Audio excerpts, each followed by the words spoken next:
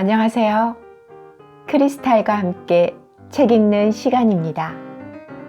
오늘 함께 하실 책은 클라라 마리아 바구스의 영혼의 향기입니다. 영혼의 향기는 이 시대에 우리는 인간답게 살고 있는가? 이 시대에서 우리는 인간답게 살 수 있는가? 라는 물음을 던지고 있는 인간의 영혼에 관한 시적이고 철학적인 소설입니다.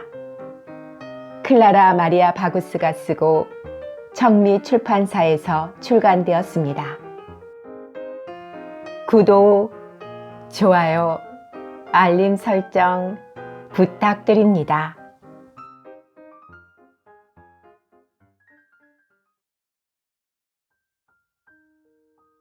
아비브 6.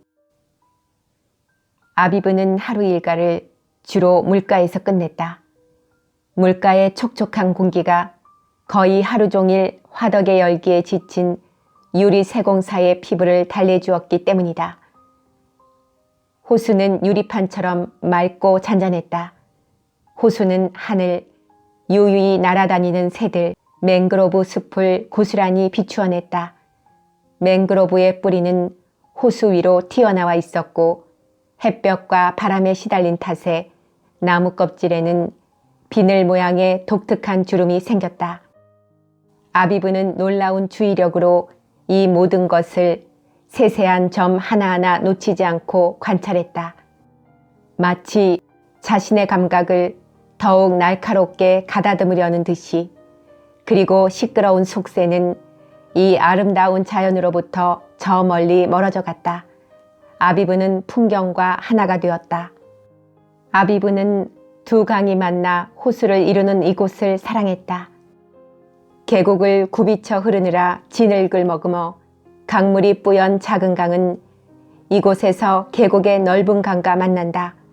넓은 강은 도도한 흐름을 쉬어가기라도 하려는 듯 호수를 이룬다.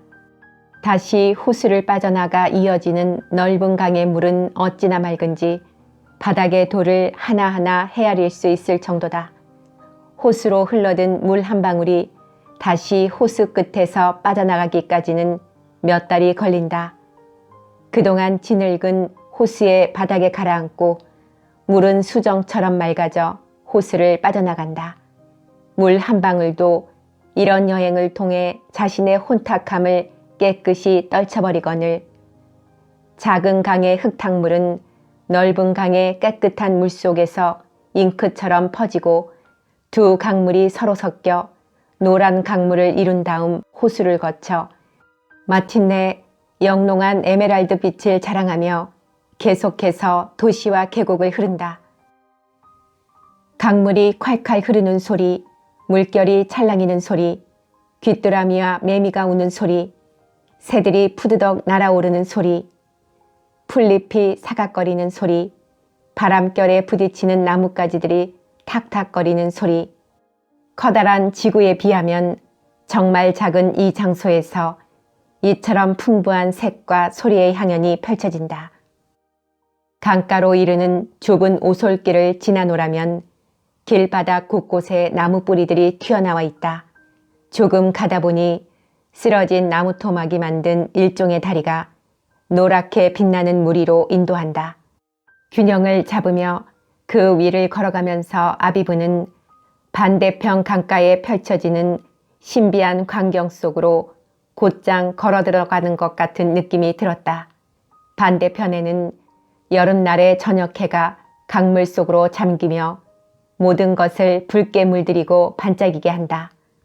강물로 맑게 씻긴 반대편 강가는 풀이 무성한 벌판으로 매끄럽게 이어진다. 바람이 풀들을 쓰다듬자 풀들이 물결치며 부드럽게 사각거리기 시작한다. 아비브는 하늘 전체가 따뜻한 무한함을 펼쳐내는 이 작은 지점을 굽어보는 것 같은 인상을 받았다. 그는 풀밭에 누워 깍지를 낀 손으로 머리를 감쌌다. 눈을 감고 고요함이 속삭이는 소리에 귀를 기울였다. 잠들기까지는 그리 오래 걸리지 않았다. 바람결 따라 몸을 눕혔다가 일어나는 풀들의 한복판에서 아비브는 새장 하나를 발견했다. 가까이 다가가 보니 그 안에 죽은 새가 한 마리 있다. 새장을 물끄러미 바라보노라니 새장의 금속 창살이 흐물흐물 녹더니 다시 인간의 뼈대 모양을 형성했다. 그리고 죽은 새는 뼈대의 그림자와 하나가 되었다가 푸른 깃털로 변해 뼈로 된 토로스 안에서 살랑거리며 날아다녔다. 이 깃털 역시 점차 녹다가 사라졌다. 아비브를 깨운 것은 새의 날개짓이다. 아비브는 눈을 떴다. 꿈의 잔영이 허공에서 춤을 추다가 점차 사라진다. 이게 무얼 뜻하는 꿈일까? 꿈은 도대체 의미라는 것을 가질까? 아버지 같은 친구 아브라모비치의 말을 믿는다면 인생의 의미는 깨달음에 있다. 그리고 깨달음의 기회는 도처에 숨어 있다. 우리의 꿈 안에도.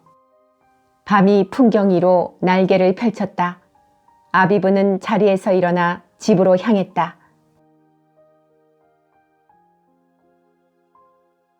카민스키 7. 머리를 옆으로 돌릴 수 없을 정도로 외투깃을 높이 세운 채 카민스키는 봄날 아침 집을 나섰다. 공원을 산책하는 모든 다른 사람들은 이 매혹적인 세계왕국을 만끽했다. 특히 하루가 깨어나고 꽃과 잎사귀와 풀에 이슬방울이 반짝이는 이른 아침에 색채들은 고운 자태를 뽐냈다.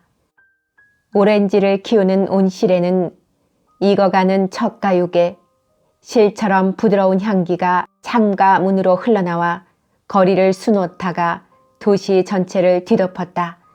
자연과 함께 사람들도 깨어나 가벼운 걸음으로 걸어다녔다. 곳곳에서 나누는 대화에서 명랑함이 싱그럽게 묻어났다.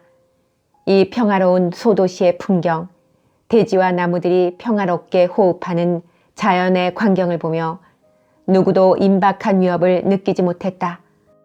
유치원과 학교 앞에서 엄마들은 아이들과 작별을 나눈다.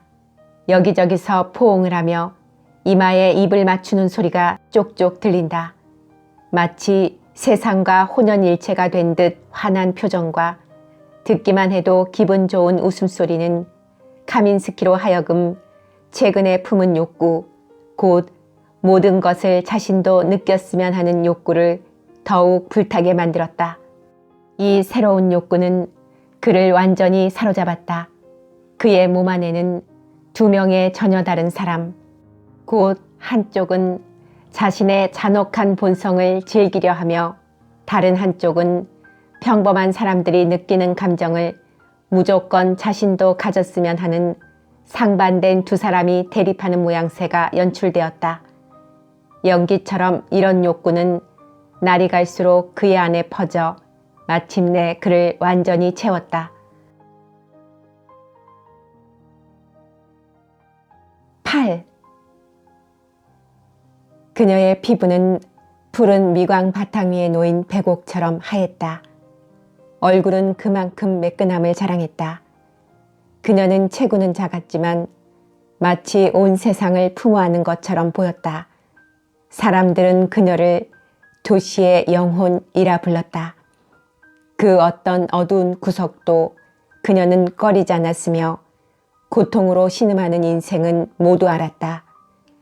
그녀는 도움을 청하는 모든 이에게 도움을 아끼지 않았다. 그런 그녀가 이제 힘이 다해 뭉져 누웠다. 그리고 놀란 눈으로 카민스키를 바라보았다. 그녀는 자신이 영원으로 여행 떠날 때가 되었음을 알았다.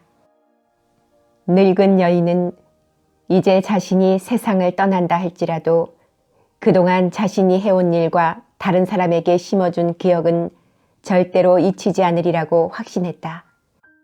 그녀는 자신이 도왔던 사람들의 기억 속에서 살아가며 심지어 그들의 행동을 이끌어 주리라. 그리고 분명 자신이 해온 일을 계속 이어줄 사람이 반드시 나타나리라 그녀는 믿었다. 이 도시의 대다수의 사람들에게 그녀를 안다는 것은 일종의 특권이었다. 카민스키는 이 늙은 영혼이 곧 세상을 뜰 것이라는 소문을 듣자마자 그녀를 찾아와 그 임종의 자리를 하루 종일 꼼짝도 하지 않고 지켰다. 그는 그토록 많은 사람들이 존경하는 늙은 여인의 마지막 순간에 영혼의 존재 여부를 알아낼 수 있으리라는 기대에 조바심을 감추지 않았다. 봄날에 소나기가 몰려왔다. 하늘이 어둑해졌다. 창문에 빗물의 짙은 커튼이 쳐졌다. 빗물은 유리창을 요란스레 때리며 서로 연결된 흔적을 따라 흐르며 마치 혈관을 흐르는 피처럼 활력을 자랑했다. 세상의 모든 것이 맞물려 흘렀다. 시간의 흐름에 따라 계속 형상이 바뀌며 새 형상이 태어났다. 그 어떤 것도 상실되지 않는다. 물 한 방울마저도 사라져 없어지는 일은 없다고 여인은 생각했다. 물방울들은 저마다 흐르는 유리처럼 천천히 구름 사이로 다시 고개를 내미는 햇빛을 반사했다. 그녀는 눈을 감았다. 비가 멈추었고 카민스키는 창문을 열었다. 잿빛 안개 같은 여명이 도시를 사로잡았다. 방 안에는 서늘한 침묵이 몰려왔다. 공기 가운데 습기가 어찌나 짙은지 손으로 만지면 잡힐 것 같아. 그때 갑자기 늙은 여인의 숨결이 갈수록 조용해지고 느려지면서 안개가 걷히고 하늘에는 먹구름 사이로 금빛의 모세간 그물이 펼쳐졌다. 구름 사이의 구멍이 갈수록 커지면서 모세관은 작은 혈관이, 작은 혈관은 굵은 핏줄이 되면서 하늘은 황금빛 대리석 같아졌다. 여인의 마지막 깊은 숨결과 더불어 마침내 모든 구름이 걷혔다. 한동안 방 안이 너무 밝아 카민스키는 눈을 감아야만 했다. 그는 여인의 마지막 숨결이 사라지는 걸 들었다. 다시 눈을 떴을 때 카민스키는 뭔가 매혹적인 향기를 느꼈다. 방 안에는 마법과도 같은 빛이 시간 위에 걸려 있었다. 카민스키는 그윽한 향기에 취한 나머지 곧바로 창문을 닫고 순간을 잡아두려 했다. 그러나 창문을 닫기 무섭게 공간은 다시 어둑해지면서 향기는 사라졌다. 섬세한 구름 조각만 같았던 향기를 카민스키는 더는 감지할 수가 없었다. 카민스키는 다시 죽은 이의 침상에 앉았다. 모든 신비로움은 사라졌다. 하늘에는 다시 먹구름이 몰려들더니 다시 비가 내리기 시작했다. 의사 카민스키는 손으로 자신의 얼굴을 받치고 이제 완전히 달라진 여인의 얼굴을 물끄러미 바라보았다. 모든 생명이 빠져나간 모습이었다. 좀 전에 빛과 향기가 영혼이었을까? 카민스키는 허리를 굽혀 여인을 내려다보며 코로 숨을 깊게 들이마셨다. 아무 냄새도 나지 않는다. 이 여인의 시신은 아무 냄새를 풍기지 않는다. 불과 몇 분 전 이 공간을 채우며 흘렀던 압도적인 향기는 그녀의 내면에서 나온 것일까? 그럼 빛은? 그 빛은 어디서 왔을까? 영혼에는 향기가 있을까? 영혼에는 색깔, 밝거나 어두운 색이 있을까? 대체 영혼은 무엇일까? 영혼은 인간의 특성, 인간의 본질일까? 밖에서는 다시금 소나기가 내렸고 안에서는 카민스키가 자신의 뇌 깊숙한 곳에서 돌연 번쩍하는 빛을 느꼈다. 전혀 예상치 못한 가운데 그는 자신이 간절히 찾던 것을 발견했다. 의사는 감격해서 벌떡 자리에서 일어섰다. 발견의 감격으로 그는 전율했다. 왜 이런 생각을 일찌감치 하지 못했을까? 이런 굉장한 생각을 아직 아무도 하지 못한 것이 카민스키는 기이하게만 여겨졌다. 카민스키는 이런 천재적 착상을 한 자신이 자랑스러웠다. 이제 그는 어떻게 하면 인간의 영혼을 빼앗을 수 있는지, 그 방법을 알았다. 세상은 그를 외면했을지라도 그는 아직 세상과 대결을 끝내지 않았다. 자신의 발상에 감격한 채 카민스키는 죽은 사람의 집을 나왔다. 그의 앞에 펼쳐진 빗물로 반짝이는 거리는 마치 검은 거울처럼 보였다. 도로에 깔린 촉촉한 보석이 반짝이는 걸 보면서 카민스키는 자신이 잃었다고 믿어온 인생 가운데 오늘이야말로 전망이 가장 밝은 날임을 알았다. 아비브 9. 겨우내 얼었던 땅이 녹으며 김이 모락모락 피어오른다. 도처에서 봄의 향기가 진동한다. 라일락 향기를 담은 가벼운 바람이 들판을 살랑살랑 흔든다. 하늘은 깊은 바다처럼 푸르다. 이 계절의 일요일 아침에 아비브는 좋아하는 산책을 나갔다.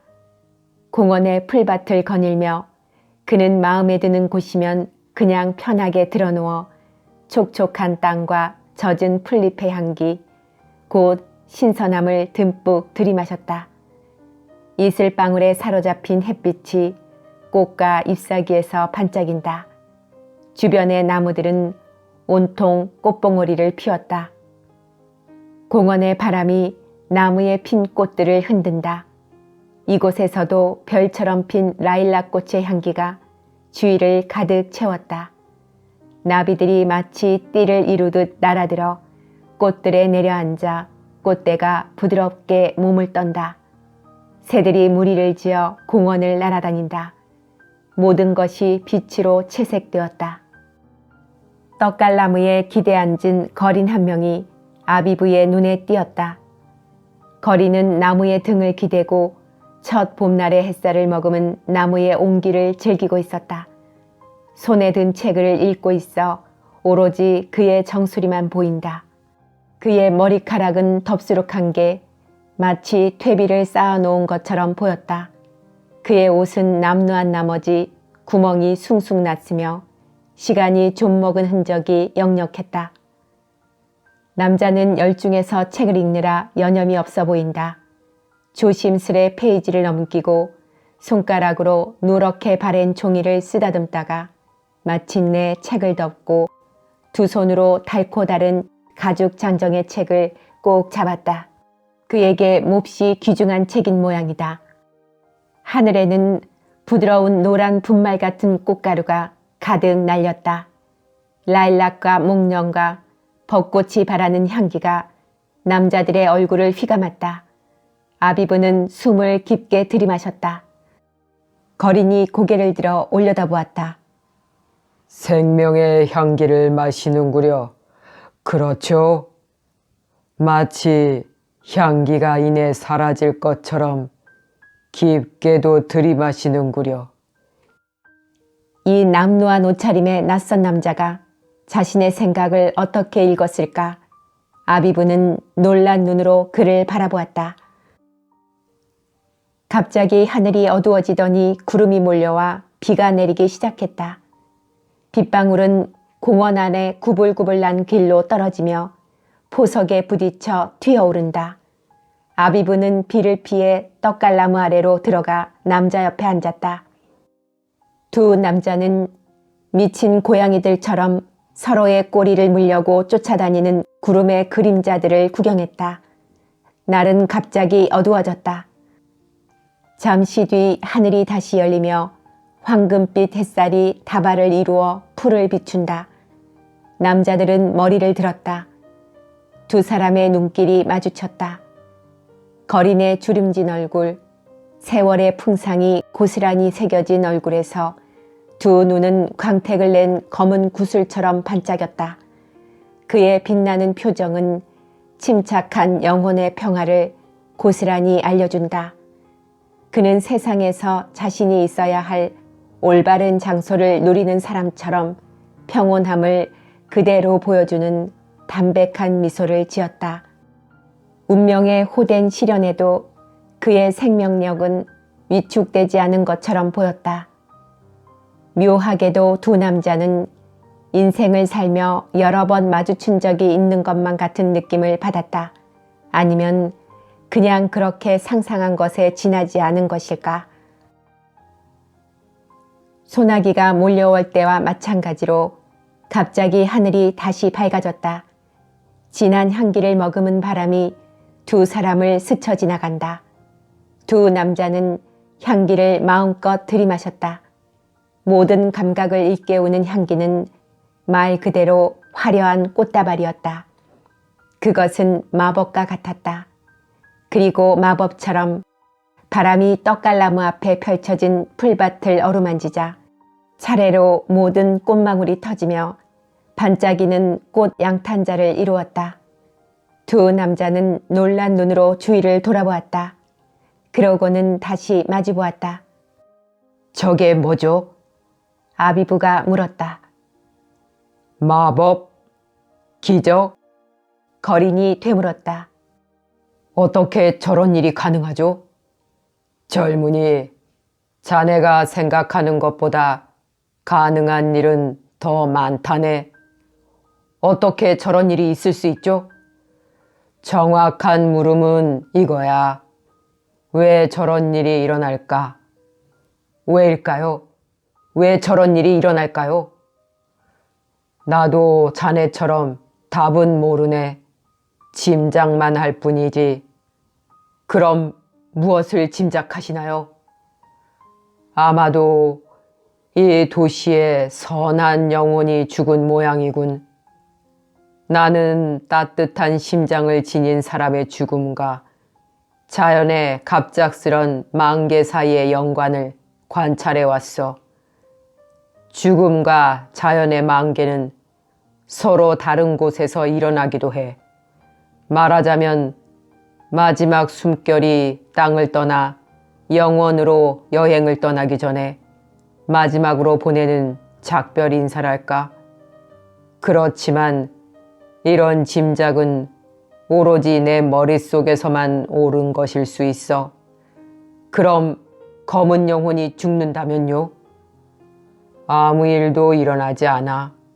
전혀요. 검은 영혼은 다행히도 살아있는 동안에만 세상에 영향을 주지. 살아있는 동안 검은 영혼은 모든 걸 자기 중심으로 비틀어 놓으니까. 그럼 그런 다음에는요? 다음이란 없어. 오로지 선한 영혼만이 죽음과 함께 그 날개를 펼치지. 그런 다음 몸을 떠나 새 출발을 위해 날아올라.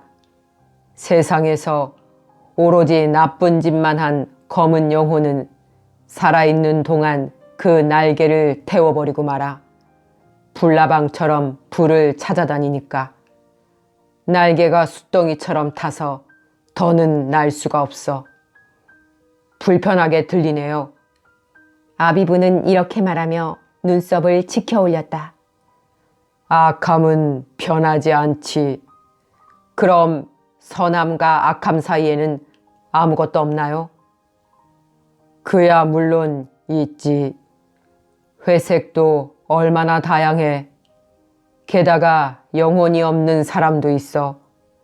이들은 느끼는 게 많지 않아. 느낌이 없다 보니 사람들은 이들의 존재를 느낄 수가 없지. 영혼 없는 사람은 선함과 악함을 구분하지도 않아. 내가 보기에 이들은 날개가 꺾였거나 아예 날개가 없어. 날개가 무슨 소용이 있겠나. 인생을 살며 날아오를 꿈조차 가지지 않는데.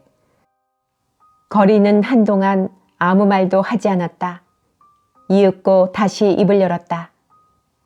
이복의 젊은이, 자네는 정말 순진해 보이는군. 이런 문제를 생각하기에는 너무 이르지 않나? 인생의 진리를 추구하기에 이른 때라는 것은 없죠. 그렇다면야 말릴 수 없지.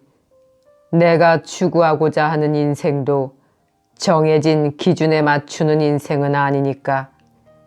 거리는 자리에서 일어나 책을 겨드랑이에 끼고 밀짚 모자를 쓰고는 아비브에게 까딱 묵례를 하고 걸어갔다. 아비브는 늙은 떡갈나무에 기대어 한동안 앉아 있었다. 바람이 향기와 색채를 세상에 불어넣어 주었던 사건은 아비브를 완전히 혼란스럽게 만들었다. 그게 무슨 일이었을까? 그리고 저 지혜로운 거린, 저 기인은 대체 어떤 사람일까? 운명이 이 사람의 인생을 거린의 신세로 만들었을까? 아니면 스스로 고른 인생일까? 그와의 만남은 단순한 우연일까? 아니면 어떤 커다란 계획의 일부일까? 카민스키 10. 카민스키는 거울에 비친 자신의 시든 얼굴을 바라보았다. 그가 기억하는 한 그의 얼굴은 활짝 핀 적이 없다. 그의 눈은 빛도 삼켜버릴 정도로 검다. 그의 검은 영혼과 마찬가지로 그의 심장이 아기를 쌓아둔 곳에 지나지 않는다는 점은 의문의 여지가 없다. 자연이 자신에게 베풀지 않은 것, 곧 인간다움을 허락하지 않은 자연에 안가품하기로 결심한 이래 카민스키는 매일 인간에게서 영혼을 탈취할 도구를 찾을 계획을 다져왔다. 이제 드디어 그의 때가 찾아왔다. 선한 인간의 영혼을 빼앗아 자신의 것으로 만들 수 있다는 희망에 부풀어 카민스키는 드디어 인생의 의미를 발견했다. 카민스키는 무엇을 해야 할지 잘 알았다. 또 그 방법도 찾았다. 그는 죽어가는 사람에게서 영혼을 빼앗아 여러 성분으로 나눈 다음 그 엑기스만 뽑아낼 생각이었다. 이런 작업을 위한 적절한 도구는 이미 마련해 두었다. 더 필요한 일은 계획을 더욱 섬세하게 다듬는 것이다. 자신의 의도에 알맞은 영혼을 정확하게 골라야만 하기 때문이다. 그가 관심을 가지는 것은 덕성, 곧 전체적으로 완벽한 인간을 만들기에 부족함이 없는 자연적인 특성과 초자연적인 특성이다.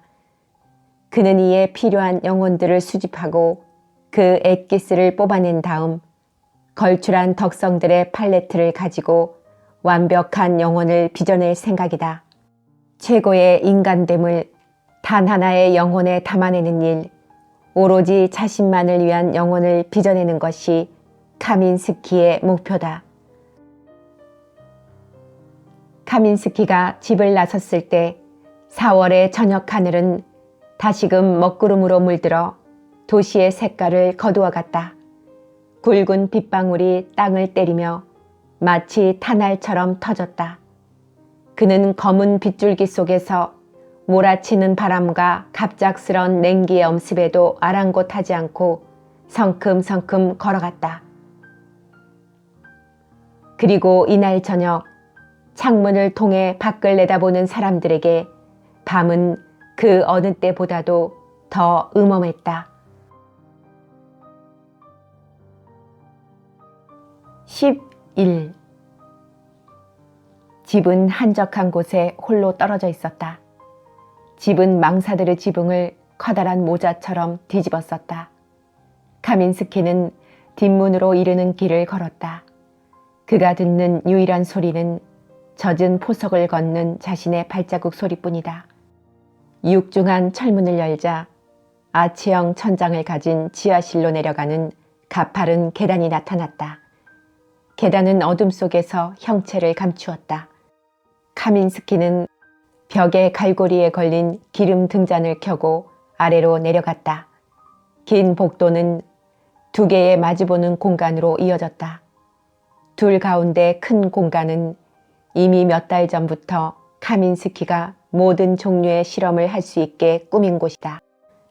공간은 그의 계획에 맞춤하게 만들어졌다. 이곳에서 카민스키는 자신이 간절히 원하는 것, 완벽한 영혼을 빚어내리라. 벽면에 마련된 선반은 채워지기를 기다린다. 이 방에는 작은 창문이 단 하나밖에 없고 그 창문 주변에는 풀이 무성하다. 그 창문으로 흘러드는 빛으로 카민스키는 기름 등잔이 없이도 얼마든지 볼 수 있다. 그러나 먼지가 뿌옇게 날아다니는 빛으로는 누구도 바깥에서 안을 살필 수 없다. 마디가 굵은 손가락으로 카민스키는 창문을 열었다.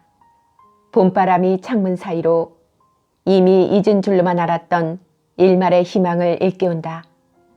오랫동안 카민스키는 자신의 두뇌를 마치 레몬처럼 쥐어짰다. 더는 집이 나올 수 없을 것처럼 보일 때까지 말이다. 그리고 이제 마침내 마지막. 그러나 많은 기대를 품게 해주는 시큼한 집이 나왔다. 이 얼마나 대단한 발상인가. 다시는 없을 기회에 카민스키는 감격했다. 자신의 계획에 도취한 카민스키는 날카로운 웃음을 터뜨렸다.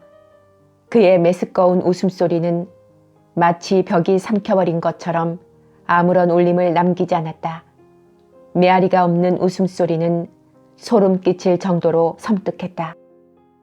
지하실 천장에서 검은 눈물과 같은 물방울이 카민스키가 애지중지하는 장난감, 즉 증류기로 방울방울 떨어졌다. 지하실 벽들이 이곳에서 얼마 뒤에 벌어질 일을 예감하고 눈물을 흘리는 것만 같았다. 의사는 호주머니에서 곱게 짠 천을 꺼내 증류기에 플라스크를 닦았다. 도구는 그 어떤 불순물도 허용하지 않을 정도로 완벽하게 청결해야만 한다. 그래야 사로잡은 영혼으로부터 그 성분을 증류하는 기술이 발휘된다. 이 기술은 영혼을 여러 성분으로 나누어 준다. 이로써 카민스키는 인간의 영혼이 가진 속성을 연구하고 그 개별 성분들로부터 가장 좋은 것만 취해 자신의 영혼을 빚어낼 수 있다. 그는 탁자 가까이 의자를 당겨 거기에 앉았다. 히에로니무스 브룬슈비가 1500년에 쓴 책인 리베르 데 아르테 디스 틸란디데 심플리시부스, 증류의 진정한 기술을 다룬 책이 그 앞에 놓였다. 가죽 장정의 이 책은 이미 매우 달아 책장을 넘길 때마다 페이지가 떨어질 것처럼 위태로웠다. 표지의 제목은 낙인을 찍듯 새겼다. 카민스키는 손가락으로 제목을 쓰다듬었다. 이 책에 담긴 내용으로 그는 마침내 얼음장 같은 현재로부터 해방될 수가 있다. 태어난 후 날마다 그의 안으로 기어들어와 그를 옥죄던 현재로부터 풀려나고자 하는 그의 갈망은 뜨겁기만 했다. 그의 영혼은 악마처럼 검은 날개로 그를 짓누르며 암울한 인생에 그를 가두어 놓았다. 이제는 풀려날 수 있다. 자신의 심장에 박힌 가시를 이제 뽑을 수 있다. 인생에 좋은 것이 자신의 손길이 닿지 않는 곳에 있다는 과거의 씁쓸하기만 한 기억은 이제 깨끗이 쓸어버릴 수 있다는 확신이 카민스키를 즐겁게 했다. 이제 그는 인생에 좋은 것을 간단하게 취해 자신의 인생에서 처음으로 세계를 호령할 수 있으리라.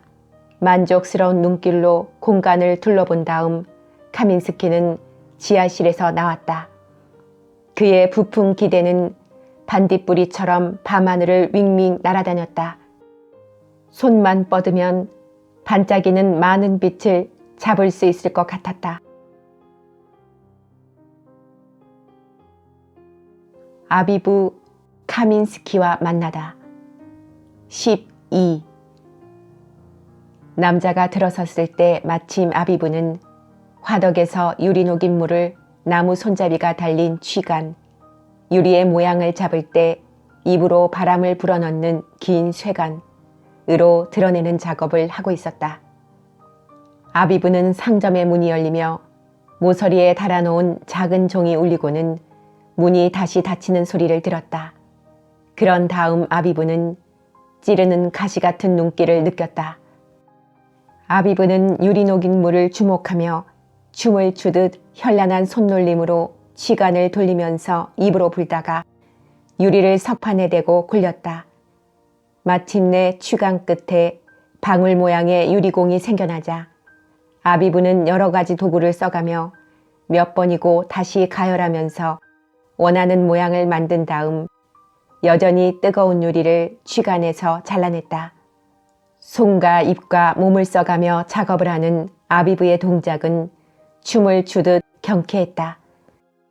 와인잔을 완성한 다음 그것을 식히는 장치에 넣어두고 나서야 비로소 아비부는 그 찌르는 것만 같은 눈빛이 목덜미에 불쾌하게 왁꽂히는 낯선 남자를 마주보았다.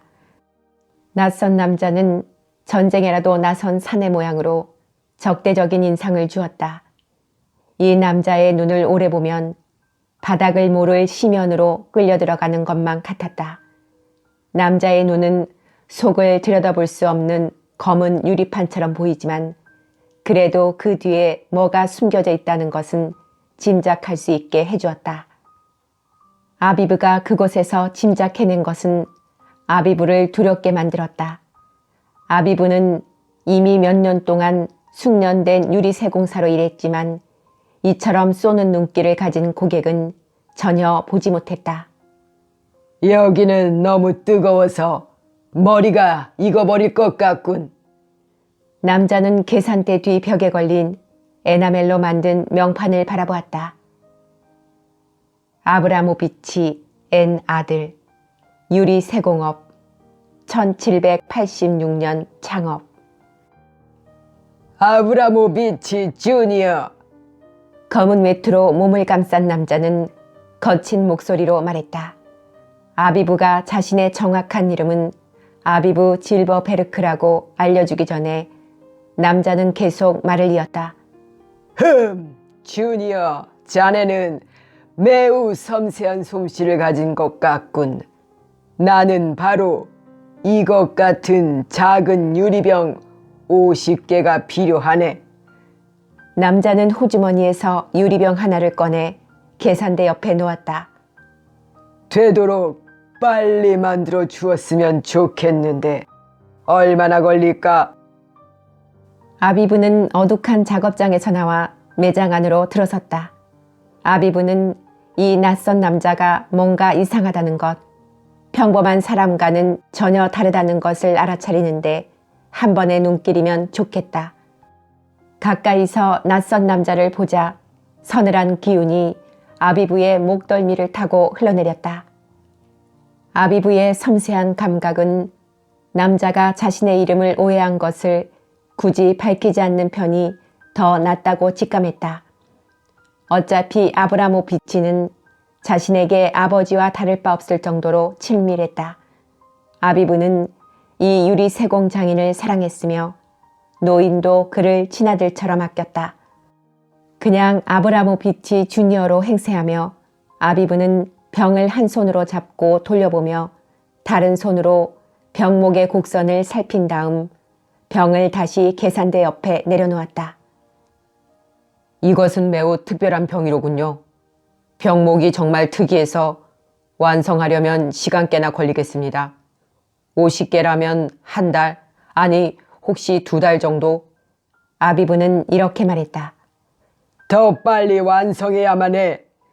이 불편한 손님은 두 남자 사이의 공기를 단칼에 자르는 것 같은 목소리로 말했다. 머릿속으로 상황을 분석하며 아비부는 천천히 신중하게 말했다. 지금 다른 주문도 많이 기다리고 있어서요. 혹시 금요일마다 들러 그때까지 작업이 끝난 제품을 수령해 가시면 어떨까요? 그렇게 하기로 하지.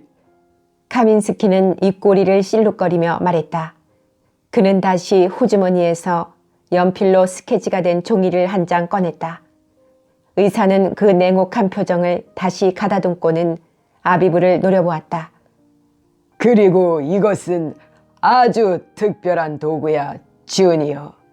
세상에서 유일한 거야. 그는 집게손가락을 화살처럼 설계 도면에 찍었다. 만들 수 있겠나? 아비부는 종이를 180도로 돌려 자세히 살폈다. 도면은 대략 주먹 크기만한 크리스털을 갈아 만든 향수병처럼 보였다. 마치 고대 그리스 아테네 여신 축제에서 상으로 주던 암포라. 곧 배가 타원형이고 목이 좁으며 손잡이가 달린 도자기를 닮은 크리스털 향수병이었다. 부조무늬 장식과 함께 유리 병막에도 도면에 그려져 있었다. 마찬가지로 표면은 매끈하게 다듬은 모습이었다. 아비브는 도면을 살피고 말했다. 물론이죠, 손님. 주문서에 손님 이름을 뭐라고 적을까요? 카민스키는 자신의 이름과 주소가 적힌 명함을 호지머니에서 꺼내 설계 도면 위에 놓았다. 그리고 가져온 병을 그 위에 올려놓고는 계산대 위에 다른 모든 것은 쓸어버렸다. 일주일 뒤에 금요일까지. 카민스키는 이렇게 말하고 돌아섰다. 죄송한데요, 손님. 이런 촉박한 주문에는 선불로 주셔야 합니다. 다시 돌아서지도 않고 카민스키는 말했다. 만족스럽게 제작된 걸 내 눈으로 확인해야만 지불하겠네. 믿어도 되겠습니까? 자네는 달리 선택할 게 없어. 아브라모비치 주니어. 그는 모자를 흔들고는 가버렸다. 아비브는 낯선 남자의 뒷모습을 지켜보며 남자의 뒤통수에서 읽을 수 있는 것이 결코 좋지 않은 것임을 확신했다.